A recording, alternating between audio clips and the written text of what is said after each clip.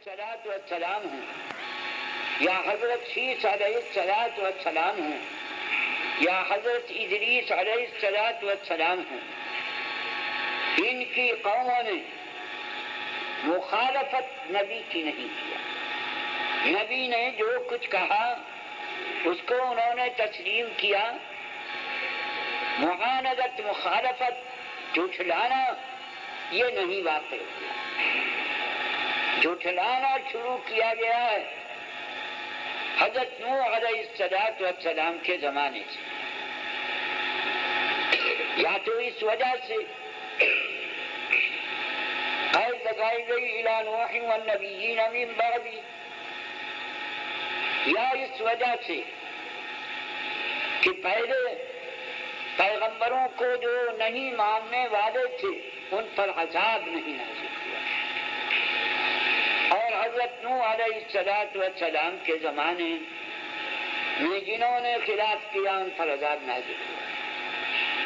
مگر عمدہ جواب اس کا یہ ہے کہ حضرت نوح علیہ الصلاۃ والسلام سے پہلے وحی آتی تھی تعمیر عالم کے متعلق، اور حضرت نوح علیہ الصلاۃ والسلام کے زمانے سے وحی آنے لگی اصلاح ناس کے واسطے، تعمیر عالم، جیسے کہ آپ اگر کسی مدرسے کو بنائیں تعلیم جاری کرنے کے واسطے تو آپ کو پہلے حجروں کا تعمیر کرنا، کتابوں کا جمع کرنا، مدرسوں کا لانا، ضروریات زندگی کو مہیا کرنا ہوتا ہے۔ جب سب چیزیں جمع ہو جائیں گی تو اب اس کے بعد میں پڑھائی شروع ہوگی، اور جو لوگ کی پڑھائی کے اندر کوتاہی کریں گے ان کو سزا دی جائے گی، امتحان لیا جائے گا، پاس اور فیل کیا جائے گا۔ تو حضرت آدم، حضرت شیس، حضرت ادریس علیہ الصلاۃ والسلام ابتدائی پیدائش انسانی کے اندر ہیں، اس وقت میں ان اکابر کے پاس احکام کی وحی بہت کم تھی، تعمیر عالم کی وحی تھی، مکان کس طرح سے بنایا جائے، کھیتی کس طرح سے کی جائے، کپڑا کس طرح سے بنایا جائے، کپڑا کس طرح سے سیا جائے، لکھنا پڑھنا کس طرح سے تعلیم کیا جائے، جو چیزیں عالم کی تعمیر کے واسطے ضروری ہیں وہ حضرت نوح علیہ الصلاۃ والسلام کے زمانے تک یہ ہوتی ہے۔ احکام بہت کم تھے، جیسے کہ ایک بچے کے پرورش کرنے کے واسطے زمانہ اس کی طفولیت کا ہوتا ہے، اس وقت میں بچے پر احکام تکلیفیہ نہیں نافذ کیے جاتے، بلکہ اس کی تقویت کے واسطے، بڑھنے کے واسطے، رہنے کے واسطے سامان کیا جاتا ہے۔ جب وہ 15 برس کا بالغ ہو گیا تب اب کہا جائے گا کہ نماز پڑھ، روزہ رکھ، احکام سے اس کو مطلع کیا جائے گا۔ تو حضرت نوح علیہ الصلاۃ والسلام سے پہلے اس عالم کا زمانہ طفولیت کا ہے۔ طفولیت کے زمانے میں جو احکام بارگاہ الہی سے نازل ہوتے ہیں وہ تعمیر کے ہیں، اس عالم کو بڑھانا اور زندہ کرنا۔ حضرت نوح علیہ الصلاۃ والسلام سے احکام ان کے اصلاح کے واسطے، تہذیب اور خداوند کریم کی عبادت کے واسطے احکام نازل۔ تو اس اس واسطے کہا گیا کما اوحینا الی نوح والنبیین من بعد. اسی زمانے میں جبکہ اشخاص کی تہذیب اور تربیت مقصود ہوتی ہے تو اگر کوئی پڑھنے لکھنے کے اندر کوئی کوتاہی کرتا ہے تو مار پیٹ شروع ہوتی ہے. اور جب بچہ ابھی کھیلتا ہے کمزور ہے تو اس وقت میں مار پیٹ نہیں کی جاتی ہے. تو اس واسطے حضرت نوح علیہ السلام سے زمانہ عالم کے بالغ ہونے کا شروع ہوتا ہے اور اس وقت سے مار پیٹ شروع ہوئی. اولاً عذاب منکرین کے اوپر حضرت نوح علیہ السلام کے زمانے میں آیا اور پھر بعد میں ہر پیغمبر کے زمانے میں تجدید اور ان کی درستی کی گئی. بہرحال کما اوحینا الی نوح والنبیین من بعد سے ترجمۃ الباب کی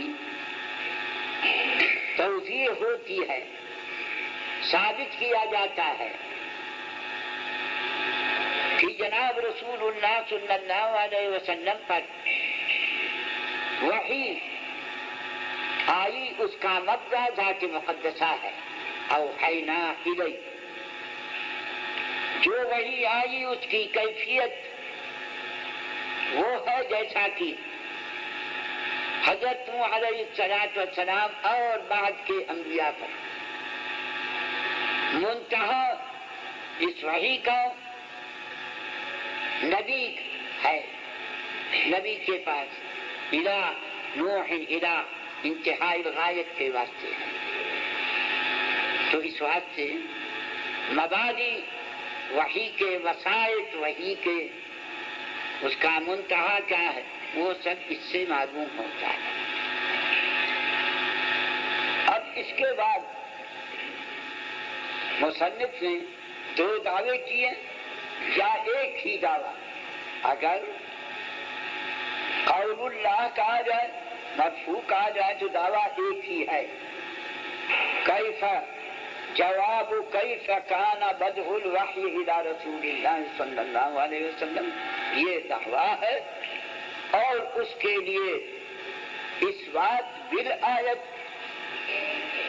انا اوحینا ایک مثبت ہے اور پھر 6 روایتیں جو آگے ذکر کی جاتی ہیں وہ دوسری دلیل. اور اگر اس کو مجرور قرار دیا جائے تو 2 دعوے ہوں گے. قول اللہ تبارک و تعالی کیف ما کان، یہ 2 دعوے ہیں یا ایک دعویٰ ہے. اس کے بعد مصنف رحمۃ اللہ علیہ حدیث ذکر کرتا ہے. حدیث میں فرماتے ہیں حدثنا الحمیدی، حدث تحدیث سے ہے، تحدیث اخبار انباء اور سمعت وغیرہ الفاظ استعمال کیے جاتے ہیں نقل روایت کے اندر. لغتاً تحدیث کہتے ہیں گفتگو کرنے کو، مگر عرف محدثین میں تحدیث کہا جاتا ہے قراءت الشیخ علی التلمیذ، جو چیز شیخ اپنے طور سے بیان کرے اور تلامیذ سنتے ہوں اس کو تحدیث کہا جاتا ہے. حدثنا فلان اذا كان ذلك الاستاذ هو بنفسه يقرأ الرواية، اس کو تحدیث کہا جاتا ہے. قراءت کو استاذ کی طرف سے. عام عادت جناب رسول اللہ صلی اللہ علیہ وسلم کی یہی تھی. آپ کے اوپر احکام نازل ہوتے تھے، آیتیں نازل ہوتی تھی، آپ لوگوں کو وہ پڑھ کر سناتے تھے. یہ تحدیث ہے حضرت جناب رسول اللہ صلی اللہ علیہ وسلم کی عامتاً یہی ہے. اخبار ہے قراءت التلمیذ علی الشیخ. جس طرح سے تمہارے یہاں عادت ہے کہ تلمیذ پڑھتا ہے اور استاد سنتا ہے، اس کو اخبار کہا جاتا ہے. متقدمین محدثین کے یہاں پر اخبار اور تحدیث میں کوئی فرق نہ تھا، مگر متاثرین نے اس میں فرق کیا. تو اب اصطلاح جاری ہو گئی کہ اذا كانت الروایت بقراءة الشیخ علی التلاميذ فذلك تحديث، واما اذا كان بقراءة التلميذ على الشيخ فذلك اخبار. اخبار میں یہ ضروری ہے کہ استاد اس کا اقرار کرے. یعنی تلمیذ کہتا ہے کہ احدثکم محمد بن بشار عن شعبۃ عن فلان عن فلان الى النبی صلی اللہ علیہ وسلم. سوال کرتا ہے خبر دے کر، فالشیخ یقول نعم حدثنی فلان عن فلان، اس کا اقرار کرے. تو اخبار کے واسطے کیونکہ قراءت ہوتی ہے تلمیذ کی، اور حقیقتاً تلمیذ خبر دینے والا نہیں، خبر دینے والا استاد ہوتا ہے. تو اس واسطے اس میں اقرار حقیقتاً یا حکماً شیخ کا ہونا چاہیے. تو حدثنا الحمیدی، حمیدی استاد ہیں امام بخاری کے. حدثنا کبھی کہا جاتا ہے، کبھی کہا جاتا ہے حدثنی. اگر استاد نے تلاميذ کو کے مجمع میں روایت ذکر کی ہے تو اس وقت میں کہا جائے گا حدثنا. اور اگر تلمیذ ایک ہی ہے، شیخ نے اس کو روایت سنائی، تو اس وقت میں حدثنی کہا جائے گا. اسی طرح سے سمعت فلانا یقول کذا و کذا، اگر تلمیذ ایک ہے تو سمعت کہا جائے گا. اور اگر کئی آدمی ہیں تو کہیں گے کہ سمعنا فلانا یحدث کذا و کذا. تو تحدیث میں ہمیشہ قراءت شیخ کی ہوگی تلاميذ پر، اور اخبار میں قراءت تلمیذ کی ہوگی شیخ پر. کبھی انباء انبأنا فلان یا انبأنی فلان، اصطلاحاً اگر شیخ اپنی کتاب تلامذہ کو دے دے، یہ کہ هذه مرویاتی یا هذا کتابی اجدتکم ان ترووہ عنی، تو اس وقت میں لفظ انباء استعمال کیا جاتا ہے. انبأنا فلان یا انبأنی فلان. اس کو کتاب دے دینا کہا جاتا ہے. اس کی تفسیر آپ نے نخبہ میں پڑھ لی ہو. کبھی لفظ حدثنا و اخبرنا و سمعت وغیرہ نہیں کہا جاتا، عن فلان. عن ذکر کیا جاتا ہے، قال ذکر کیا جاتا ہے. عن اور قال صریح فی السماع نہیں. ہو سکتا ہے کہ سماع ہو سکتا ہے کہ بالاخبار بالنقل ہو. تو عن اور قال بھی روایت کے الفاظ میں سے ہے، مگر شیخ سے تلمیذوں کا سننا متصل سند ہونا ضروری ہے عن کے اندر اور قال کے اندر، بخلاف حدثنا، اخبرنا، اسلامک وائس ڈیجیٹل ساؤنڈ کے اندر اسٹوڈیو اتصال کا ہونا ضروری ہے۔ پاکستان میں اسلامک ریکارڈنگ کے لیے یہاں پر منفرد کہا ادارہ، گیا حدثنا تلاوت، الحمیدی ہو، حمد و نعت، نظمیں اور تقاریر حدثنا سے ڈیجیٹل اسٹوڈیو میں اور دینی اجتماعات کی اسٹوڈیو کوالٹی میں ریکارڈنگ اور آڈیو کیسٹس کو سی ڈی میں کنورٹ کروانے کے لیے معیاری ادارہ اسلامک وائس۔ رابطہ کے لیے پوسٹ باکس نمبر 1503 نشات آباد فیصل آباد، فون نمبر 0333 6525 37 شیخ الہند مولانا محمود حسن قال حدثنا مولانا محمد قاسم النانوتوی قال حدثنا شیخ عبد الغنی الدہلوی قال حدثنا شیخ محمد اسحاق الدہلوی۔ پوری سند ہر روایت کے ساتھ ہونی چاہیے۔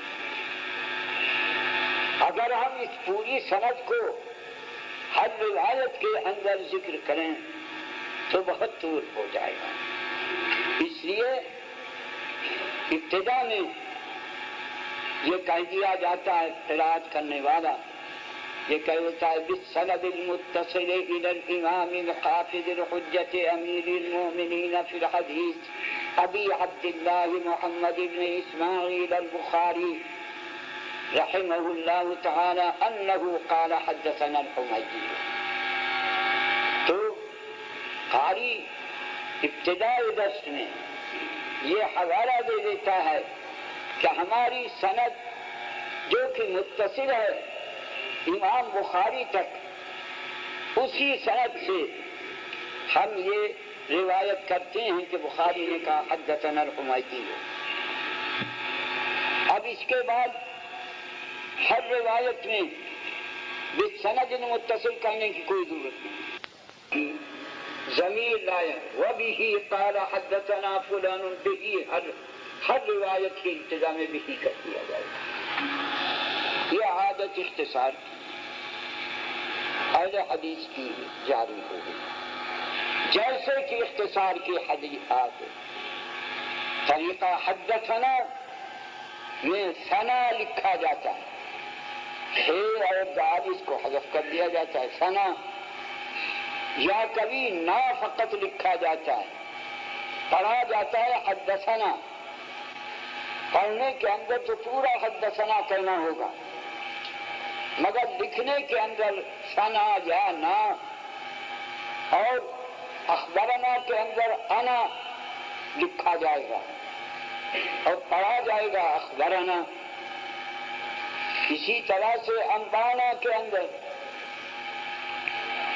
اشارتاً نبانا لکھا جائے گا اور پڑھا جائے گا انبانا، انی پڑھا لکھا جائے گا اور پڑھا جائے گا اخبرنی۔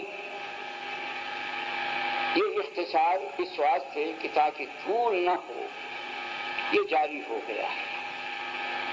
تو حدثنا الحمیدی قال حدثنا، اب بسا اوقات قال لکھا نہیں جاتا مگر پڑھا ضرور جائے گا، نہ لکھا ہو جب بھی یہی، تو بہی قال حدثنا الحمیدی قال حدثنا یحیی بن سعید الانصاری قال اخبرنی محمد بن ابراہیم التیمی انہ سمع علقمہ، انہ سمع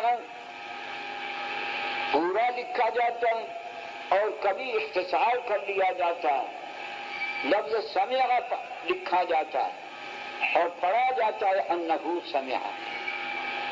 جو لوگ غلطی کرتے ہیں وہ انہ نہیں پڑھتے ہیں، یہ غلطی ہے، سمع لکھا ہوا ہو تو انہ پڑھنا ضروری ہے۔ انہ سمع علقمۃ بن وقاص اللیثی یقول سمعت عمر بن الخطاب رضی اللہ تعالی عنہ وعنہ۔ یہ جتنے راوی ہیں سب کے سب ہمارے اساتذہ ہیں. اگر یہ ہم کو روایت نہ بتلاتے تو ہم جاہل رہتے. استاد کا بہت بڑا حق ہے تلمیذ کے اوپر. جو شخص حق استادی ادا نہیں کرتا وہ نمک حرام ہے. اس کی تعظیم کرنا اور ان کے لیے دعا مانگنا ہمارے فرائض میں سے ہے. محرومی ہے اس شخص کی جو کہ استاد کی نمک حرامی کرتا ہے، بے ادبی کرتا ہے. اس واسطے ہم کو ہر راوی کو دعا دینی چاہیے اور ان کے حقوق کو ماننا چاہیے. بے ادب محروم گشت از لطف رب، از خدا فاہم توفیق ادب. بے ادب محروم گشت از لطف رب. اور یہی وجہ ہے کہ آپ کسی شیعہ کو حافظ قرآن نہ پائیں گے. قرآن بہت بڑی نعمت ہے. اللہ تعالیٰ نے امت محمدیہ کو ایسی نعمت عطا فرمائی جیسی کہ کسی امت کو نہیں دی. اس نعمت کے اساتذہ وسائط صحابہ کرام اور صحابہ کرام میں خصوصاً خلفائے اربعہ اور خلفائے اربعہ میں بالاخص حضرت عثمان رضی اللہ عنہ ہیں جو کہ جامع قرآن. تو ان کا ادب کرنا، ان کی تعظیم کرنا تمام امت کے اوپر ضروری ہے. اگر صحابہ کرام نہ ہوتے تو ہم تک نہ اسلام پہنچتا، نہ قرآن پہنچتا، نہ اور دین کی کوئی بات پہنچتی. قرون اولا سب ہمارے اساتذہ ہیں، انہی کے ذریعے سے ہم کو قرآن اور دین پہنچا ہے. ان کی تعظیم کرنی چاہیے. اور اگر بے تعظیمی کی جائے گی تو ہم رحمت خداوندی سے محروم ہو جائیں گے. شیخین کی شان میں اور خطنین کی حضرت عثمان رضی اللہ عنہ کی شان میں شیعہ نہایت بے ادبی کرتے. اس واسطے آپ دیکھیں گے کوئی شیعہ قرآن شریف کا حافظ ہے، نصرانی حافظ قرآن کا ہو جائے گا، یہودی ہو جائے گا، مگر شیعی کبھی قرآن کا حافظ نہیں ہوگا. پورے قرآن کا تجربہ کر کے دیکھیں. اس الزام کو رفع کرنے کے واسطے روافض نے بعض سنی حافظوں کو کچھ روپے دیے اور کہا کہ مجمع میں تو یہ کہہ دینا کہ میں شیعہ ہوں اور قرآن سنا دینا. تو وہ غریب تھا، اس نے رشوت دے دیا. بڑے مجمع میں دعویٰ کیا گیا شیعوں کی طرف سے کہ ہم قرآن کے حافظ ہیں. اس کو سنی کو لائے بڑے مجمع میں. اس نے کہا کہ میں شیعہ ہوں، میں قرآن کا حافظ ہوں. تو امتحان لیا گیا، کہا گیا کہ فلانے سورت میں فلانی جگہ سے پڑھو. تو پڑھنا بالکل نہیں آیا. کئی جگہ سے دیکھا وہ بھول گیا. اس نے مجمع میں پھر توبہ کیا اور کہا کہ مجھ کو یہ رشوت دی گئی تھی، اس واسطے میں نے وہ کیا تھا، میں تو قرآن بھول گیا. اس کے بعد جو پڑھایا گیا تو پھر پڑھنے لگا خوب اچھی طرح سے. تو تمام سلف ہم سے پہلے جو مسلمان گزر گئے ہیں وہ سب ہمارے اساتذہ ہیں. قرآن متواتر ہے. جناب رسول اللہ صلی اللہ علیہ وسلم سے ہمارے زمانے تک تواتر کہاں سے ثابت ہوا؟ تواتر تو خبر قوم تحیل العادت تواترهم علی الکذب، اس کو تواتر کہا جاتا ہے. تو ہمارے سے پہلے جتنے مسلمان ہیں وہ سب کے سب روایت کرتے ہیں کہ یہ وہ کتاب ہے کہ جس کو حضرت محمد صلی اللہ علیہ وسلم نے لا کر ہم کو دیا اور کہا کہ یہ خدا کی طرف سے نازل ہے. تو یہ خبر متواتر ہوتی ہے ان تمام مسلمانوں سے جو ہم سے پہلے گزر چکے. تو جتنے مسلمان ہمارے سے پہلے گزرے ہیں ان سب کو ہمارا استاد ماننا ضروری ہے. اگر یہ نہ ہو تو قرآن کا تواتر باقی نہ رہے. اس واسطے متقدمین کے واسطے، اسلاف کے واسطے دعا کرنی چاہیے، ان کی تعظیم کرنی چاہیے. یہ تو قرآن کے متعلق ہے. اسی طرح سے تمام احکام اسلامیہ جو کہ متواتر ہیں وہ ایک شخص کے اوپر نہیں، تمام مسلمانوں میں. ظہر کی 4 رکعتیں ہیں، کیسے معلوم؟ مغرب کی 3 رکعتیں ہیں، فجر کی 2 رکعتیں ہیں، فرض ہیں. اگر کوئی انکار کرے تو کافر ہوگا. یہ کیسے ہم کو معلوم؟ تمام شرقاً اور غرباً جتنے مسلمان ہیں سب کہتے ہیں کہ ہم سے پہلوں نے یہ خبر دیا، انہوں نے ان سے پہلوں نے خبر دیا کہ حضرت محمد صلی اللہ علیہ وسلم نے ارشاد فرمایا کہ فجر کی 2 رکعتیں، مغرب کی 3 رکعتیں، عصر کی 4 رکعتیں ہیں. یہ تواتر. اسی طرح اور احکام اسلامیہ جو متواتر ہیں وہ سب کے سب قرون اولا سے قرون اخرى تک پہنچا. تو جتنے مسلمان ہم سے پہلے گزر چکے ہیں وہ سب ہمارے اساتذہ ہیں. انہی کے ذریعے سے ہم کو ایمان اور اسلام، رسول کا ہونا، خدا کا موجود ہونا، جو چیزیں نقلی ہیں وہ سب انہی کے ذریعے سے. ہم کو سب کا ادب کرنا چاہیے. اور بالخصوص حدیث کے اندر یہ تو متواترات کے متعلق تھا. احادیث میں سے جو چیزیں ہم تک پہنچی ہیں وہ اگر حمیدی نہ روایت کرتا تو بخاری کو کہاں سے معلوم؟ بخاری کا استاد حمیدی، اس کا استاد یحییٰ ابن سعید. تو یہ سب ہمارے اساتذہ. ہم کو چاہیے کہ ان کا ادب کرے اور ان کے لیے دعا کرے. تو اس واسطے اب اگر ہر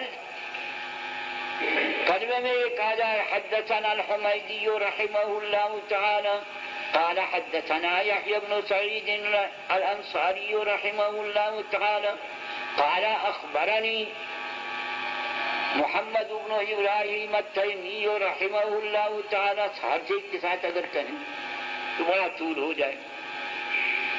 تو اس وقت سے مختصر طریقہ یہ ہے کہ صحابی کے نام پر جب پہنچو تو یہ کہو کہ سمعت عمر بن الخطاب رضی اللہ تعالی عنہ وعنہم.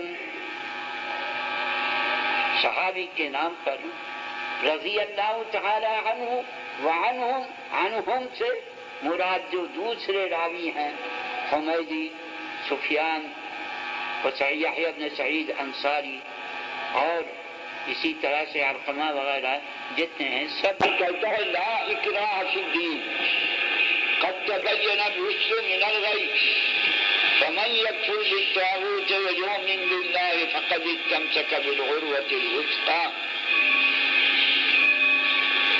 ما انت علیہم بمسیطر، مسیطر جبار کو کہتے ہیں، وما انت علیہم بجبار فذکر بالقرآن من یخاف وعید،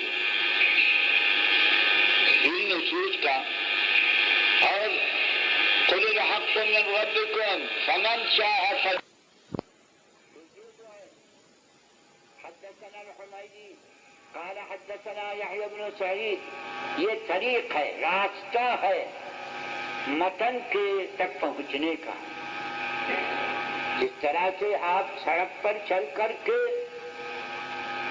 مقصد پر پہنچتے ہیں، اسی طرح سے یہ سند، یہ راستہ ہے متن کا۔ حکایت طریق المتن یقال له السند، وما ينتهي إليه السند يقال له المتن، فمن انتهى إليه السند یہ ہے سمعت رسول اللہ صلی اللہ علیہ وسلم یقول انما الاعمال بالنیات، یہ متن ہے۔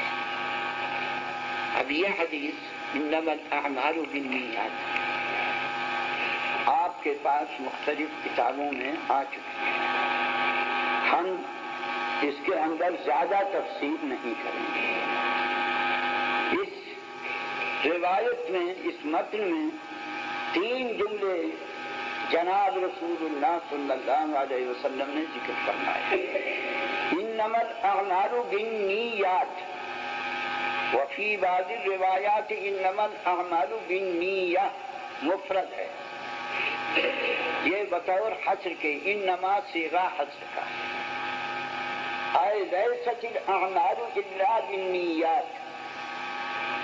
پھر دوسرا جملہ ہے وَإِنَّمَا لِكُلِّ امْرِئٍ مَّا نَوَىٰ، یہ دوسرا جملہ بھی حصر ہی کے ساتھ ہے، لَيْسَ لِامْرِئٍ مَّا شَيْءٌ إِلَّا مَا نَوَاهُ، حصر کا صیغہ، جو نیت کرے گا وہی اس کو ملے گا۔ پھر تیسرا جملہ ہے فمن كانت هجرته إلى الله ورسوله فهجرته إلى الله ورسوله ومن كانت هجرته إلى دنيا يصيبها أو امرأة يتزوجها فهجرته إلى ما هاجر إليه، یہ تیسرا جملہ ہے۔ تینوں جملے ایک دوسرے سے ملتے ہوئے ہیں، دوسرے جملے سے ہوتی ہے اور دوسرے کی تفسیر تیسرے سے ہوتی ہے۔ جناب رسول اللہ صلی اللہ علیہ وسلم جب ہجرت فرما کر مکے کو چھوڑ کر مدینہ منورہ میں تشریف لائے، آپ سے پہلے بھی کچھ لوگوں نے ہجرت کیا تھا آپ کے ارشاد سے، اور آپ کے بعد بھی لوگوں نے ہجرت کیا، مدینہ منورہ میں آئے۔ تو بعض لوگ تو ہجرت کر کے آتے تھے اس وجہ سے کہ مکہ معظمہ میں آزادی کے ساتھ دین کے اوپر عمل نہیں کیا جا سکتا تھا، کفار طرح طرح کی اذیتیں مسلمانوں کو دیتے تھے۔ جناب رسول اللہ صلی اللہ علیہ وسلم کو بھی جب تک آپ کے چچا ابو طالب موجود رہے، جب تک تو ان کی وجہ سے وہ کفیل تھے، رسول اللہ صلی اللہ علیہ وسلم کی حفاظت کرتے تھے، تمام قریش میں بڑا مرتبہ رکھتے تھے، اس واسطے ان کا احترام کرتے تھے قریش، اور ان کے بھتیجے کو جناب رسول اللہ صلی اللہ علیہ وسلم کو شخصی طور پر ستانے کی جرات نہیں تھی۔ آپ اگرچہ یتیمی کی حالت میں نشو و نما پاتے ہیں، آپ ماں کے پیٹ میں تھے، 8واں مہینہ تھا یا اس کے قریب وقت تھا کہ والد ماجد کا انتقال مدینہ منورہ میں ہو گیا۔ آپ کی پرورش والدہ ماجدہ نے کیا۔ آپ کی عمر 3 یا 4 برس کی تھی کہ والدہ ماجدہ کا انتقال ہو گیا۔ آپ کے دادا عبد المطلب موجود تھے، انہوں نے کفالت کیا۔ آپ کی عمر 8 برس کے قریب تھی کہ عبد المطلب کا بھی انتقال کا وقت آ گیا۔ تو عبد المطلب نے اپنے بیٹے ابو طالب کو، جو کہ جناب رسول اللہ صلی اللہ علیہ وسلم کے والد ماجد عبداللہ کے عینی بھائی تھے، یعنی ماں اور باپ دونوں میں سے ابو طالب کے علاوہ اور جو صاحبزادے ہیں عبد المطلب کے، وہ عینی بھائی نہیں ہیں عبداللہ کے، بلکہ حلاجی ہیں۔ تو اس واسطے ابو طالب کو دادا نے منتخب کیا اور کہا کہ اس بچے کی حفاظت کرنا، تربیت کرنا۔ تو ابو طالب جب تک زندہ رہا جناب رسول اللہ صلی اللہ علیہ وسلم کی بہت خدمت ہے۔ سب سے زیادہ دنیا میں سب سے زیادہ احسان جناب علیہ الصلاۃ والسلام پر ابو طالب کا۔ ابو طالب بڑی محامات کرتے تھے۔ ابو طالب کے انتقال کے بعد قریش کو کوئی روکنے والا نہیں رہا، اس واسطے بہت زیادہ تر اذیتیں دینی شروع کی۔ تو جناب رسول اللہ صلی اللہ علیہ وسلم کو حکم کیا گیا کہ مکہ چھوڑ کر کے مدینے کو چلے جاؤ۔ چنانچہ آپ نے ہجرت کیا اور مکہ چھوڑ کر بہت سے لوگوں نے مدینہ منورہ میں آ کر اقامت کیا، اور دین کا عروج مدینہ منورہ میں ہوا۔ تو مدینہ منورہ پر لوگ ہجرت کر کے آتے ہیں۔ ہجرت اس زمانے میں فرض، کیونکہ دین کی اقامت مکہ معظمہ میں نہیں ہو سکتی، تو فرض کی ہجرت۔ بعض لوگوں نے ہجرت کیا ہے لأجل امرأة كانت امرأة يقال لها أم قيس فعشقها إنسان فأراد أن يتزوج بها فخطبها فقالت لا أتزوجك حتى تهاجر من مكة، فإن هاجرت فأنا أتزوجك۔ فهاجر ذلك الرجل إلى المدينة المنورة، وكان يقال لها مهاجر أم قيس، فالنبي صلى الله عليه وسلم أخبر بذلك فقال إنما الأعمال بالنيات وإنما لكل امرئ ما نوى، فمن كانت هجرته إلى الله ورسوله فهجرته إلى الله ورسوله، ومن كانت هجرته إلى دنيا يصيبها أو امرأة يتزوجها فهجرته إلى ما هاجر إليه۔ مشنے اور دوسری کتابوں میں پڑھ چکے ہیں، ہم کچھ تھوڑی سی بحث کریں گے مگر زیادہ بحث کرنے کی ضرورت نہیں ہے. اس کو شرراہ نے ضرورت نیت کے متعلق اور اس سے احکام کے تفریق کرنے کے لیے ذکر کیا. امام شافعی رحمۃ اللہ علیہ اور دوسرے حضرات وضو کے اندر بھی نیت کو ضروری قرار دیتے ہیں، جس طرح سے کہ نماز میں، روزے میں، تمام عبادات میں نیت ضروری قرار دی گئی. حنفیہ فرق کرتے ہیں، جو عبادات مقصودہ ہیں اس کے اندر نیت ضروری ہے، اور جو عبادات مقصودہ نہیں ہے بلکہ وسائل اور ذرائع ہیں ان کے لیے نیت ضروری نہیں قرار دیتے. تو نماز کے لیے، روزے کے لیے، زکوٰۃ کے لیے، حج کے لیے یہ سب عبادات مقصودہ ہیں، اس میں اختلاف نہیں ہے.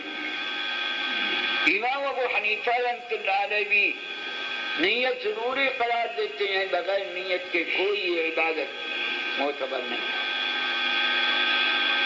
اور یہی اور دوسرے ائمہ بھی قرار دیتے. بحث اس کے اندر ہے وسائل، ایسی چیزیں جو کہ مقاصد نہیں ہیں ان کے لیے بھی نیت ضروری ہے یا نہیں. امام شافعی رحمۃ اللہ علیہ وضو کے واسطے نیت ضروری قرار دیتے ہیں. اگر بلا وضو تمہارا بدن تمام سر سے پیر تک دھل گیا تو امام شافعی رحمۃ اللہ علیہ کے نزدیک کو وضو معتبر نہ ہو. تم گئے تھے کنویں پر پانی لینے کے واسطے، تم جنوبی تھے یا محدث تھے، تمہارا پیر پھسل گیا، تم کنویں میں گر گئے، تمام بدن دھل گیا. یا تم چل رہے تھے، بارش ہوئی، بارش سے تمام ہاتھ پیر سب دھل گیا، تو اعضائے وضو سب پر اصالت امام متحقق ہو گئی. تو کیا اس سے نماز پڑھ لینا جائز ہے؟ امام شافعی رحمۃ اللہ علیہ کہتے کہ نہیں جائز. تم نے تو اعضاء کے دھونے کی نیت ہی نہیں کی. امام ابو حنیفہ رحمۃ اللہ علیہ کہتے ہیں کہ جائز وضو ہو گیا. ہم کو کہا گیا تھا فاغسلوا وجوہکم وایدیکم الی المرافق وامسحوا برؤوسکم وارجلکم الی الکعبین. یہ سب ہو گیا تو ہم کو نماز پڑھ لینا کافی ہے. ہم کنویں میں گر گئے، ہم جنوبی تھے، ہمارے تمام بدن پر پانی پھر گیا تو اب غسل ہو گیا. اسی بات سے کہا گیا مسئلۃ البیر جحتون، تو سے کلاہما طاہران، البیر طاہر والجنوب طاہر. طہارت کا حکم دیا جائے گا. بہرحال یہ فرق اس سے واقع ہوا کہ امام ابو حنیفہ رحمۃ اللہ علیہ فرماتے ہیں کہ وسائل کے لیے نیت کی ضرورت ہے، مقاصد کے واسطے نیت کی ضرورت ہے. امام شافعی رحمۃ اللہ علیہ وسائل کے واسطے بھی ایسا کہتے ہیں کہ نیت ضرور ہے، مگر شوافی بھی وضو کے اندر تو ایسا کہتے ہیں، مگر طہارت جسم، طہارت مکان، طہارت ثوب وغیرہ کے متعلق وہ بھی نہیں کہتے کہ نیت کی ضرورت ہے. ہمارا کپڑا ناپاک تھا، ہم نے الگنی پر لٹکا رکھا تھا یا کیل پر لٹکا رکھا تھا. آندھی آئی, اڑا کر کے اس نے اپناوے کے نیچے ڈال دیا. اپناوے سے بارش ہوئی, اتنی بارش ہوئی کہ وہ کپڑے کی نجاست بالکل دھل گئی. کپڑا پاک ہوا یا نہیں ہوا؟ کیا امام شافعی رحمۃ اللہ علیہ کہیں گے پاک نہیں ہوا؟ وہ زمین جس کے اوپر پاخانہ یا پیشاب پڑا ہوا تھا, بارش ہوئی اور وہ صاف ہو گئی, کیا وہ پاک ہوئی یا نہیں ہوئی؟ اسی طرح سے بدن وغیرہ کی نہیں. تو ہمارے شرراء نے بڑا جھگڑا کر دیا, مگر بڑے جھگڑے کی بات نہیں, تقریباً دونوں مذہب قریب قریب آ جاتے ہیں. وسائل کے لیے امام ابو حنیفہ کے لیے امام ابو حنیفہ رحمۃ اللہ علیہ نیت وضو ہی نہیں کہتے, امام شافعی بھی نہیں کہتے, فقط وضو کے اندر جھگڑا ہے. تیمم کے اندر اتفاق ہے, تیمم بغیر نیت کے نہیں ہوتا. وضو کے اندر امام ابو حنیفہ رحمۃ اللہ علیہ دو حیثیت ہے. وضو عبادت مقصودہ بھی ہے اور وسیلہ بھی ہے. جناب رسول اللہ صلی اللہ علیہ وسلم فرماتے ہیں لا يقبل اللہ صلاۃ بغیر طہور. اس سے معلوم ہوا کہ طہور وسیلہ. اور یہ بھی فرماتے ہیں کہ جب انسان وضو کرتا ہے, جب چہرہ دھوتا ہے تو خطایا آنکھوں کے قطرات کے ساتھ بھی نکلتی ہیں. ہاتھ دھوتا ہے تو خطایا اور ذنوب قطرات ماء کے ساتھ نکلتی ہیں. اسی طرح سے ہر عضو کے دھونے سے قطرات کے ساتھ میں گناہیں نکل جاتی ہیں. اس سے معلوم ہوا کہ یہ خود عبادت مقصود ہے. تو اس بات سے امام ابو حنیفہ رحمۃ اللہ علیہ فرماتے ہیں کہ وضو میں دو شان ہیں. وسیلہ ہونے کی بھی شان ہے اور مقصود ہونے کی بھی شان ہے. مقصود ہونا بغیر نیت کے نہیں حاصل ہو, یعنی تمہارے گناہوں کا وضو کے ساتھ نکل جانا اور نقیم من الذنوب ہو جانا تمہارا بغیر نیت کی نہیں ہوگا. مگر نماز جائز ہو جائے گی. لا يقبل اللہ صلاۃ بغیر طہور. طہور ہونا وسیلہ ہونا مشقت ہو جائے گا. بہرحال یہ ایک جھگڑا ہے جس کو آپ نے زیادہ سمجھ لیا ہے. میں اس کی طرف توجہ دلانے کے لیے وقت آپ کا خرچ کرانا نہیں چاہتا. اس کے لیے کیا تقدیر ہو تو ظاہر انما الاعمال بالنیات, بالنیات ظرف ہے, ظرف مستقر ہو یا ظرف لغو ہو, کیا مقدر کیا جائے گا؟ بعض لوگوں نے کہا کہ حنفیہ کہتے ہیں کہ انما تکمیل الاعمال بالنیات, اور شوافی کہتے ہیں انما تحقق الاعمال بالنیات, اعتبار الاعمال بالنیات. یہ فرق کیا جاتا ہے, اس فرق کی کوئی ضرورت نہیں. خیر, میں کل کو اس حدیث کے متعلق زیادہ تفصیل کروں گا.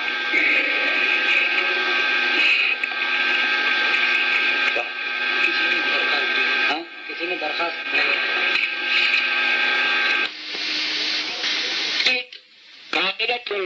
کے ساتھ کرنا زیادہ تر راجح معلوم ہوتا ہے. اب اس کے بعد ہم کو یہاں پر بحث عظیم پیش آئی. وہ یہ ہے کہ ترجمۃ الباب میں اور حدیث میں مطابقت کہاں ہے. ترجمۃ الباب تو ہے باب کیف کان بدء الوحی الی رسول اللہ صلی اللہ علیہ وسلم. لفظ جواب ہم نے مقدر کیا تھا باب جواب کیف کان بدء الوحی الی رسول اللہ صلی اللہ علیہ وسلم. اس روایت کے اندر کوئی چیز وحی کی اور پھر ابتداء وحی کی ذکر نہیں کی گئی، تو کس طرح سے اس روایت کو ترجمۃ الباب سے مطابقت ہوگی؟ یہ پہلا مسئلہ.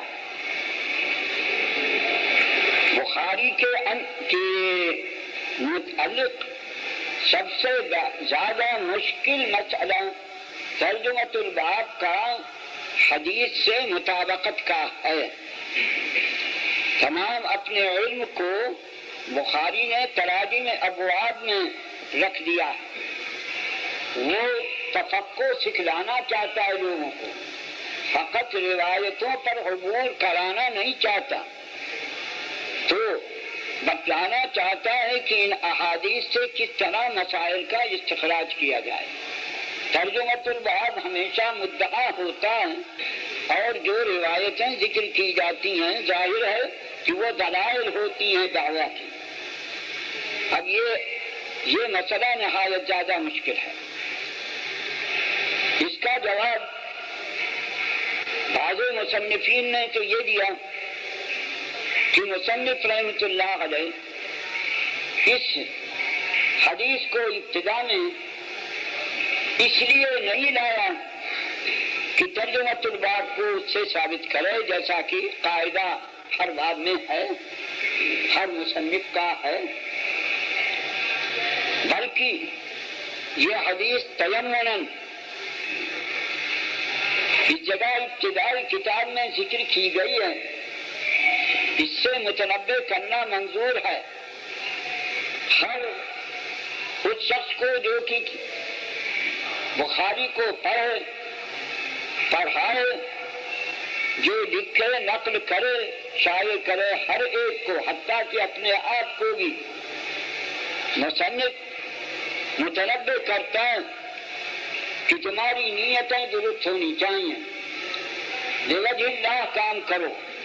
کتاب کا پڑھنا ہو، پڑھانا ہو، مطالعہ ہو، لکھنا ہو، لکھانا ہو، املا کرانا ہو، سب کے اندر نیت درست کرو، کیونکہ کوئی عمل اللہ تعالیٰ کے یہاں بلا نیت صحیحہ کے مقبول نہیں ہے. اگر تم نے نیت صحیحہ نہیں کیا تو اگرچہ تم اعلیٰ سے اعلیٰ عمل کرو فائدہ مند نہ ہوگا. اگر تم خانہ کعبہ کے اندر نماز پڑھ رہے ہو، نیت یہ ہے کہ لوگ مجھ کو نمازی سمجھیں، لوگوں کو دکھلانے کے واسطے، اپنی شہرت کے واسطے تم نماز پڑھ رہے ہو خانہ کعبہ میں، تو یہ نماز مقبول نہیں، معتبر نہیں. حالانکہ سب سے اعلیٰ درجہ عمل کا یہاں پر متحقق ہے. تو اس واسطے متنبع کرنا چاہتا ہے کہ ہر ایک کو، کتاب کا قاری ہو یا مطالعہ کرنے والا ہو، پڑھنے والا ہو، ہر ایک کو اپنی نیت کو درست کرنا چاہیے. لأن الأعمال ليست إلا بالنيات وإنما لكل امرئ ما نوى. یہ توجیہ کی گئی ہے، مگر اس توجیہ پر شبہ واقع ہوتا ہے کہ اگر مصنف کا یہی مقصد ہے تیمناً ہر ایک کو متنبع کرنے کے واسطے یہ حدیث ذکر کرنی ہے، تو ترجمۃ الباب کے منعقد کرنے سے پہلے چاہیے تھا وہ یہ کہتا انما الاعمال بالنیات، اور جب اس حدیث سے فارغ ہوتا تب یہ کہتا باب کیف کان بدء الوحی الی رسول اللہ صلی اللہ علیہ وسلم. مصنف نے تو باب منعقد کرنے کے بعد یہ روایت ذکر کی ہے. اس واسطے یہ جواب اس کے مناسب نہیں معلوم ہوتا۔ حقیقی جواب اس کے لیے یہی ہے کہ مصنف اس حدیث سے مبادئ وحی کو ثابت کرنا چاہتا ہے۔ وحی جناب رسول اللہ صلی اللہ علیہ وسلم پر جو آئی اس کے مبدأ کو اس حدیث میں بتلایا۔ اس حدیث نے کہا انما الاعمال بالنیات، اے لیست الاعمال الا بالنیات۔ جس طرح سے ایک چیز مرکب کے اجزاء میں اگر کوئی جز اعلیٰ درجے کا ہے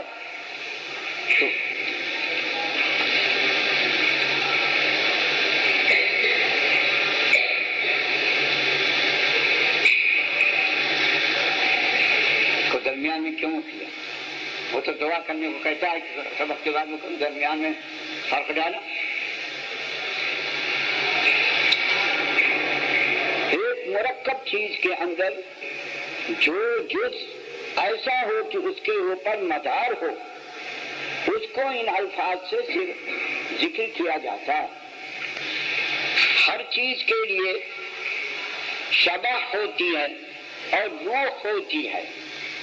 شبح جسمانی حالت، انسان کے لیے جسم ہے جو کہ گوشت سے، پوست سے، ہڈی سے یہ بنایا گیا، اور ایک جز ہے جس کو روح کہتے ہیں، وہ مدار کمال ہے۔ اگر یہ کہا جائے کہ انما الانسان بالروح تو صحیح ہوگا۔ جسم کے اوپر شبح جو ہے اس پر مدار کمال کا نہیں ہے۔ اگر کوئی شخص نہایت زیادہ تنوع بند ہو، قوی ہو، صحیح جسم والا ہے مگر روح اس کی خبیث ہے تو اس شخص کو خبیث شمار کیا جائے گا۔ تبت یدا ابی لہب، ابو لہب خاندان کا نہایت بڑا، جناب رسول اللہ صلی اللہ علیہ وسلم کے خاندان میں سے ہے، بنی ہاشم میں سے ہے، چچا ہے جناب رسول اللہ صلی اللہ علیہ وسلم کا۔ جسمانی حالت ایسی اعلیٰ ہے کہ اس کا لقب ابو لہب رکھا گیا کہ اس کا چہرہ، اس کا بدن اس طرح سے چمکتا تھا جیسے کہ آگ کے شعلے چمکتے ہیں، مگر جسم کے اندر جو روح ہے وہ نہایت نجس روح ہے۔ تمام عمر کفر کے اوپر رہا، جناب رسول اللہ صلی اللہ علیہ وسلم کو طرح طرح سے ستایا، تو یہ آیت نازل ہوئی تبت یدا ابی لہب وتب۔ یہ شبح یعنی جسم اس کا یہ معتبر نہیں ہے، روح اس کی خبیث تھی، اس واسطے کہا گیا تبت یدا ابی لہب وتب۔ جناب رسول اللہ صلی اللہ علیہ وسلم نے قریش کے تمام سرداروں کو بلایا اور سب کو اللہ تعالیٰ کی طرف متوجہ کیا، اس کے عذاب سے ڈرایا۔ تو ابو لہب کہتا ہے تبا لک سائر اليوم الہذا جمعتنا۔ جناب رسول اللہ صلی اللہ علیہ وسلم کی شان میں اس قسم کے الفاظ کا، اس کی بیوی جناب رسول اللہ صلی اللہ علیہ وسلم سے اس قدر عداوت رکھتی تھی کہ آپ اخیر شب میں اٹھ کر کے جا کر مسجد حرام میں نوافل پڑھتے تھے، تو وہ آپ کے سو جانے کے بعد آپ کے دروازے پر راستے پر کانٹے لا کر کے ڈالتی تھی تاکہ آپ کو تکلیف ہو۔ اس قدر خبیث روح دونوں کی میاں بیوی کی. دیکھیے شبح کا جسم کا بدن کا اعتبار نہیں، روح کا اعتبار ہے. حضرت بلال رضی اللہ عنہ غلام تھے، حبشی تھے، سیاہ رنگ ہے، کسی قسم کا ان میں کمال نہیں ہے. بکری چرانا یا اونٹوں کو چرانا جانتے تھے اور کوئی کمال نہیں رکھتے تھے. مگر جناب رسول اللہ صلی اللہ علیہ وسلم ارشاد فرماتے ہیں کہ میں جنت میں داخل ہوا تو میں نے اپنے آگے ایک شخص کے چلنے کی آہٹ سنی. دریافت کیا، معلوم ہوا کہ بلال رضی اللہ عنہ میرے آگے آگے چل رہے ہیں.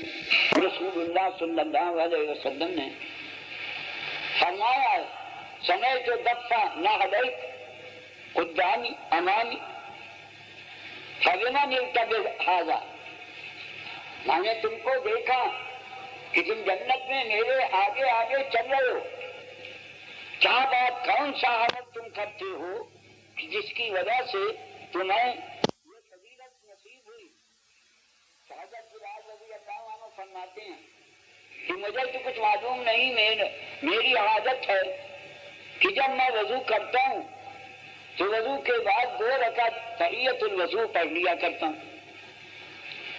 تو حضرت صلی اللہ علیہ وسلم نے فرمایا کہ یہی بات ہے کہ جس کی وجہ سے تم کو یہ فضیلت، یہ مزیت حاصل.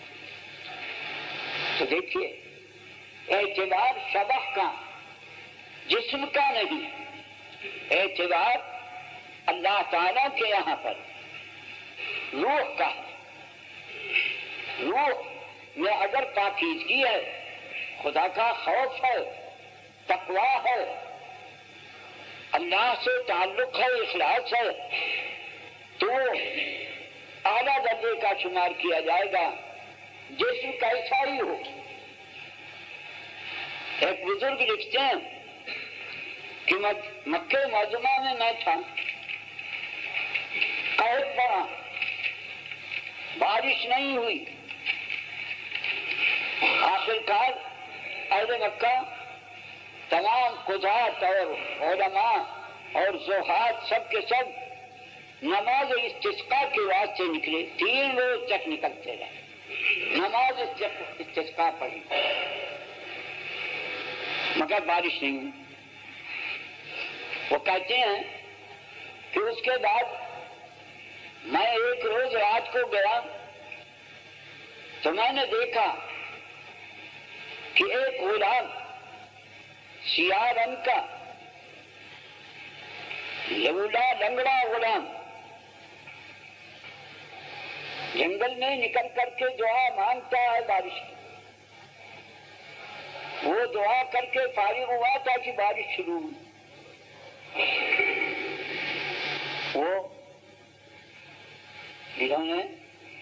بزرگ نے کہا کہ دیکھو یہ کون شخص ہے.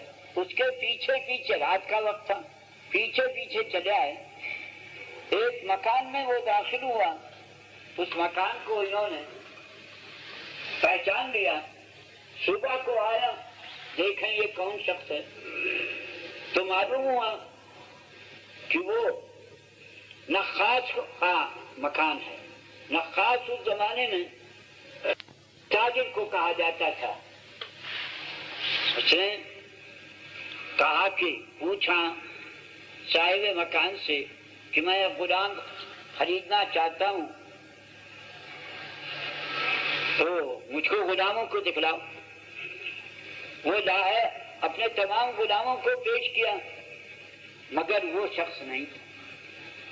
پھر کہا کہ اور کوئی باقی رہ گیا؟ تو اس نے کہا کہ ایک بہت ناکارہ غلام ہے، لنگڑا ہے، لولا ہے، کسی کام کا نہیں ہے، وہ باقی رہ گیا. اس کو دکھلانے سے کیا فائدہ تم کو؟ ڈیجیٹل ساؤنڈ خریدو گے نہ سمجھو گے. پاکستان میں اسلامک ریکارڈنگ کے لیے منفرد ادارہ، تلاوت، حمد و نعت، نظمیں اور تقاریر، ڈیجیٹل اسٹوڈیو میں اور دینی اجتماعات کی اسٹوڈیو کوالٹی میں ریکارڈنگ اور آڈیو کیسٹس کو سی ڈی میں کنورٹ کروانے کے لیے معیاری ادارہ، اسلامک وائس۔ رابطہ کے لیے پوسٹ باکس نمبر 1503، نشات آباد، فیصل آباد۔ Phone number 0333 65 25 37 0۔ اعمال جتنے بھی ہوں ان کا اعتبار بارگاہ خداوندی میں حقیقت بھی کے نزدیک نیت کے اوپر ہے، صورت عمل پر، حرکات جسمانیہ پر مدار نہیں۔ یہ تنبیہ کرنا چاہتے ہیں۔ یہ حقیقت عمل بسا اوقات آپ دیکھیں گے کہ ایک ہی طرز کے عمل ہوں مگر نیتوں کے اندر اختلاف ہو۔ دہلی جانے کے بعد سے چور بھی نکلتا ہے، ڈاکو بھی نکلتا ہے، طالب علم بھی نکلتا ہے، متقی پرہیزگار بھی نکلتا ہے، اپنے گھر سے نکل کر کے اسٹیشن پر جاتے ہیں، وہاں جا کر دہلی کا ٹکٹ لیتے ہیں۔ مگر ایک شخص کا ارادہ ہے کہ جا کر دہلی میں جیب کاٹے گا، دوسرے کا ارادہ ہے کہ جا کر وہاں تجارت کرے گا، تیسرے کا ارادہ ہے کہ وہاں جا کر علم طلب کرے گا، چوتھے کا ارادہ ہے کہ کسی بزرگ کے پاس جا کر کے اللہ کا نام سیکھے گا۔ عمل سب کا بظاہر ایک ہے، گھر سے سب نکلتے ہیں، اسٹیشن پر جاتے ہیں، ریل پر ٹکٹ لے کر کے سوار ہوتے ہیں اور روانہ ہوتے ہیں، مگر کیا معاملہ اللہ تعالیٰ کے یہاں سب کے ساتھ ایک ہوگا؟ جو چوری کرنے کے واسطے نکلا ہے، فسق و فجور کے واسطے نکلا ہے، دہلی میں تماشا دیکھنے کے واسطے نکلا ہے، وہ اور وہ شخص کی نیت طلب علم کی، لقاء صالحین کی، اللہ کا نام لینے کی کرتا ہے۔ بظاہر عمل سب کا ایک ہے مگر خدا کے یہاں پر ہر ایک کے ساتھ معاملہ اس کی نیت کے اوپر کیا جائے گا۔ جو شخص علم کے حاصل کرنے کے لیے، خدا کے راضی کرنے کے لیے نکلا ہے، اس کے برابر چور گٹکٹا نہیں ہو سکتا، حالانکہ صورت عمل ایک ہے۔ اسی کو متربع کرنا ہے جناب رسول اللہ صلی اللہ علیہ وسلم کو، تو اسی کو فرمایا انما الاعمال بالنیات۔ اعتبار عملوں کا ظاہر پر نہیں ہے، حرکات ظاہرہ پر نہیں ہے، بلکہ اعتبار ہے نیت کے اوپر۔ منشا عملوں کے بڑے اور چھوٹے ہونے کا، مقبول اور مردود ہونے کا، قابل اعتماد اور غیر قابل اعتماد ہونے کا منشا، مبدا نیت ہے۔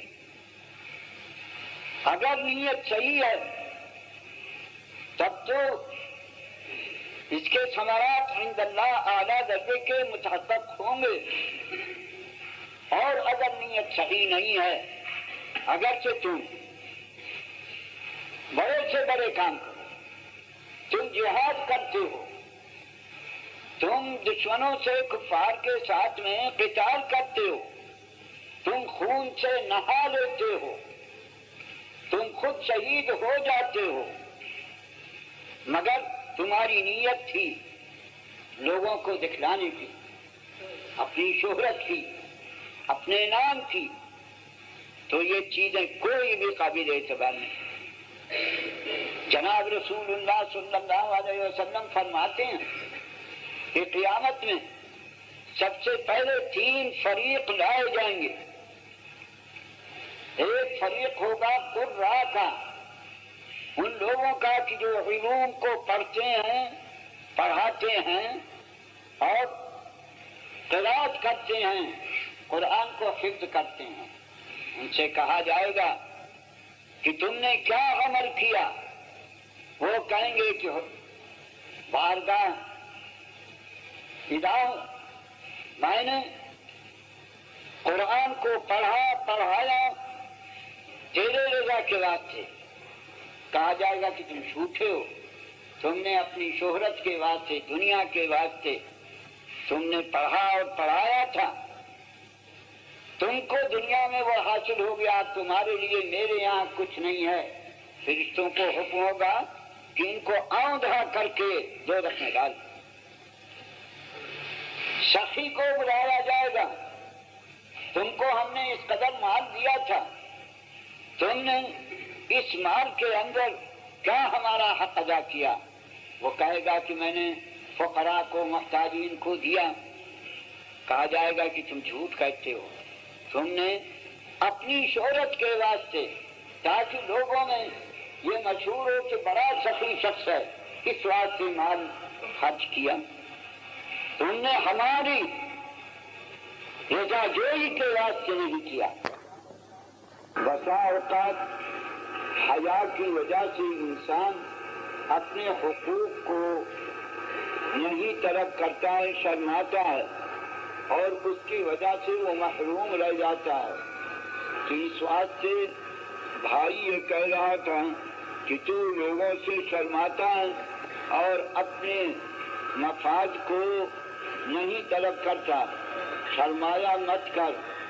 تو جناب رسول اللہ صلی اللہ علیہ وسلم نے فرمایا تحروا فإن الحیاء من الایمان، اس وجہ سے کہ اس کو شرمیلا پن ہے، شرماتا ہے، یہ وصف نہایت عمدہ ہے۔ اگر تم اس کو چھوڑو گے تو بسا اوقات چھوڑنے کی وجہ سے بے حیائی غالب ہو جائے گی۔ اور حضرت صلی اللہ علیہ وسلم نے فرمایا کہ مما ادرک الناس من کلام النبوۃ الاولی اذا لم تستحی فافعل ما شئت، جس شخص میں حیا نہیں ہوتی ہے وہ جو چاہتا ہے کرتا ہے، تو بسا اوقات وہ معاصی میں مبتلا ہوتا ہے بے حیائی کی وجہ سے۔ جناب رسول اللہ صلی اللہ علیہ وسلم توجہ دلاتے ہیں کہ یہ وصف صفت حیا بہتر چیز ہے، حیا ایمان کی چیز ہے۔ تم کو اس وصف کو، اس خلق کو چھوڑنا نہ چاہیے۔ ہاں، آپ نے بعض اوقات میں مذمت بھی کی ہے، آگے آئے گا کہ جناب رسول اللہ صلی اللہ علیہ وسلم نے فرمایا کہ لا يتعلم العلم مستحی ولا مستكبر، جو شخص شرمیلا ہے وہ اور جو شخص متکبر ہے وہ علم سے محروم رہتا ہے۔ تو اب یہ اشکال پیدا ہوتا ہے کہ جب یہ ایمان میں سے ہے تو علم جیسی چیز کو یہ کیسے روکے گا؟ لا يتعلم العلم مستحی ولا مستكبر، یہاں پر حیا میں سے، ایمان میں سے قرار دیا گیا اور وہاں مانع علم سے قرار دیا گیا۔ جواب اس کا یہ ہے کہ ہر وجہ کے لیے محل ہوتا ہے، اگر اپنے محل پر وہ وصف استعمال کیا جائے تب وہ حسن ہے، اور اگر اپنے محل پر نہ استعمال کیا، فی غیر محل ہی استعمال کیا گیا تو اس کا ضرر ہوتا ہے۔ تو حیا کو اگر فی غیر محل ہی استعمال کیا گیا وہ معنی ہوگا علم سے۔ حضرت ام سلیم رضی اللہ تعالی عنہا جناب رسول اللہ صلی اللہ علیہ وسلم کی بارگاہ میں حاضر ہوتی ہیں اور فرماتی ہیں کہ یا رسول اللہ ان اللہ لا یستحیی من الحق فهل علی المرأة اذا رأت غسل اذا احتلمت، اگر عورت کو احتلام ہو تو اس پر غسل ہے یا نہیں؟ تو اس بات کو انہوں نے سوال کیا. ازواج مطہرات موجود تھی اس مجلس میں، حضرت عائشہ اور ام سلمہ رضی اللہ تعالی عنہما. تو فرماتی ہیں یا ام سلیم قد فضحت النساء او تحتلم المرأة. احتلام ہونا تو غلبہ شہوت کا یہ علامت ہے. تو عورتیں اپنی شہوت کو ظاہر ہونے نہیں دیتی.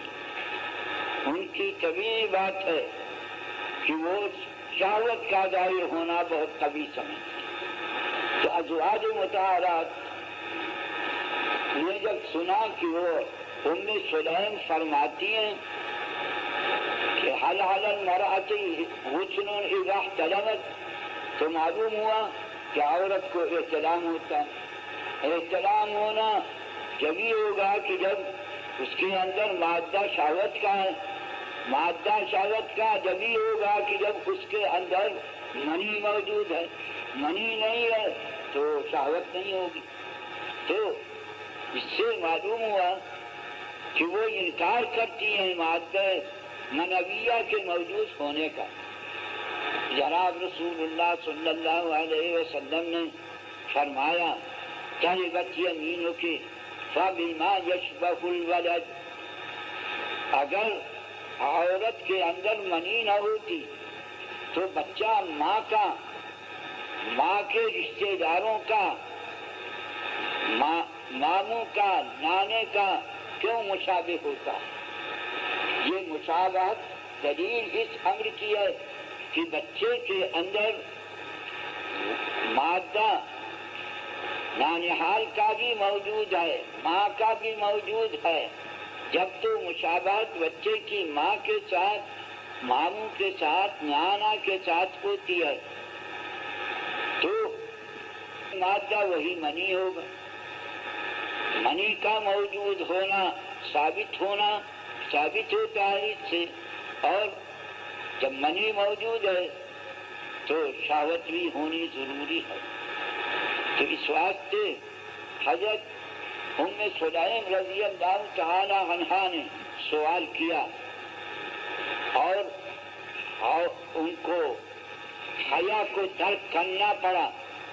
انہوں نے کہا ان اللہ لا یستحیی من الحق اے لا یأمر بالحیاء من الحق فهل علی المرأة غسل اذا احتلمت. تو یہاں ترک حیا کیا گیا. اسی پر حضرت ام سلمہ رضی اللہ عنہ یا حضرت عائشہ نے ان کو ملامت کیا. اگر حیا کا غلبہ نہ ہوتا ام سلمہ پر تو یہ نہ کہتی کہ ان اللہ لا یستحیی من الحق. حضرت عائشہ رضی اللہ تعالی عنہ فرماتی ہیں نعم النساء نساء الانصار ما منعهن الحیاء عن السؤال عن الحق. انصار کی عورتیں نہایت عمدہ عورتیں ہیں. شرم کی وجہ سے انہوں نے حق کے دریافت کرنے میں کبھی کوتاہی نہیں کیا. تو معلوم ہوا کہ وہ شرم جو کہ حق سے روک دے وہ شرم نہیں ہے بلکہ وہ وصف قبیح ہے. حضرت ام سلیم رضی اللہ عنہا نے سوال کیا اور حیا کو ترک کیا. تو حیا وہ صحیح ہے کہ جس کے اندر حق سے ممانعت نہ ہو. اور اگر حق سے ممانعت ہو، حیا روکنے والی ہے انسان کو حق سے، تو وہ حیا نہیں ہے بلکہ جبن ہے، کمزوری ہے۔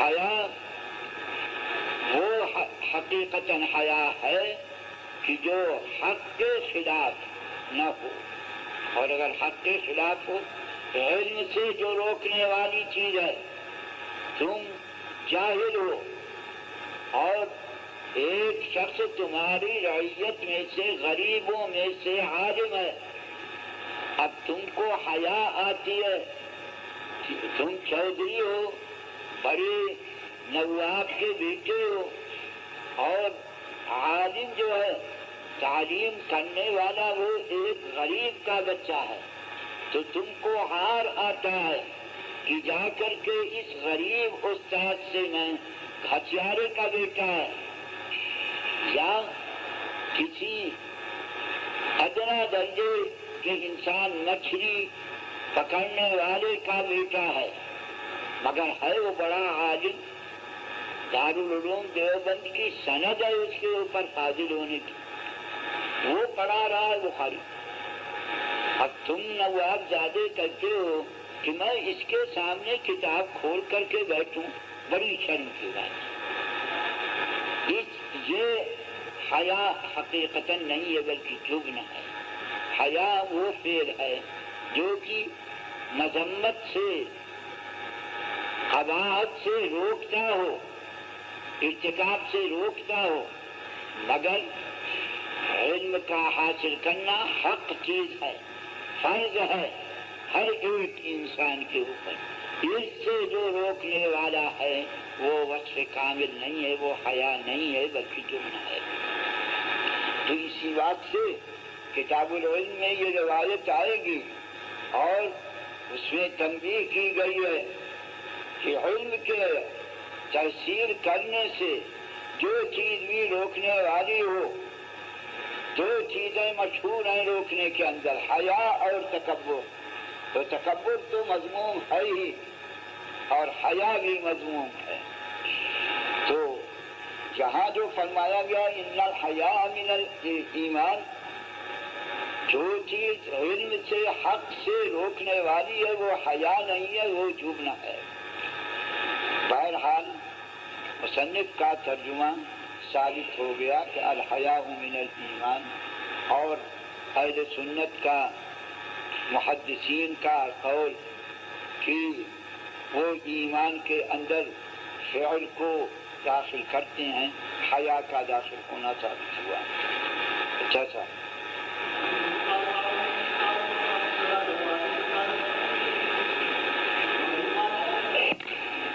اس آیت یہاں باب ذکر کیا فَإِن تَابُوا وَأَقَامُوا الصَّلَاةَ وَآتَوُا الزَّكَاةَ فَخَلُّوا سَبِيلَهُمْ۔ یہ نہیں سب تفصیل کیا کہ اس کو کتاب الایمان سے کیا تعلق ہے۔ یہ آیت کا ٹکڑا ہے سورہ برات میں، یہ کہا گیا ہے فَإِن تَابُوا وَأَقَامُوا الصَّلَاةَ وَآتَوُا الزَّكَاةَ فَخَلُّوا سَبِيلَهُمْ۔ مشرکین کے قتال کرنے کا حکم دیا گیا، اور اس کے اخیر میں کہا گیا کہ اگر مشرکین توبہ کریں اور اقامت صلاۃ اور ایتاء زکوٰۃ کریں تو ان کا راستہ چھوڑ دو، خلو سبیلا۔ اس سے ظاہر یہ معلوم ہوتا ہے کہ مقصد مصنف کا یہ ہے کہ ایمان میں سے اقامت صلاۃ اور ایتاء زکوٰۃ بھی ہے، کیونکہ فَإِن تَابُوا ایمان ہی کے واسطے، اور فَإِن تَابُوا عَنِ الشِّرْكِ وَأَقَامُوا الصَّلَاةَ وَآتَوُا الزَّكَاةَ فَخَلُّوا سَبِيلَهُمْ۔ مشرکین اگر شرک سے توبہ کریں اور اقامت صلاۃ اور ایتاء زکوٰۃ کریں تب ان کو چھوڑ دینا چاہیے۔ تو معلوم ہوا کہ توبہ کے اندر جو کہ ایمان ہے اس کے اندر اقامت صلاۃ اور ایتاء زکوٰۃ بھی داخل ہیں۔ اس کے لیے یہ روایت ذکر کی گئی ابن عمر رضی اللہ عنہما کی، انہیں أمرت أن أقاتل الناس حتى يشهدوا أن لا إله إلا الله وأن محمد رسول الله ويقيموا الصلاة ويؤتوا الزكاة. جناب رسول اللہ صلی اللہ علیہ وسلم فرماتے ہیں کہ میں اس وقت تک لوگوں سے قتال کرتا رہوں گا جب تک کہ وہ شہادت رسالت اور وحدانیت کی نہ دے دیں اور اقامت صلاۃ ایتاء زکوٰۃ نہ کریں. اس وقت تک میں ان سے قتال کروں گا. فَإِذَا فَعَلُوا ذَلِكَ عَصَمُوا مِنِّي دِمَاءَهُمْ وَأَمْوَالَهُمْ وَحِسَابُهُمْ عَلَى اللَّهِ. اگر وہ شہادتین کے ساتھ اقامت صلاۃ اور ایتاء زکوٰۃ عمل میں لائیں تو اپنے دماء اور اموال کو محفوظ کر لیں گے. میں ان سے قتال نہیں کروں گا الا بحق الاسلام. ہاں اگر شہادت اور اقامت صلاۃ وغیرہ کے بعد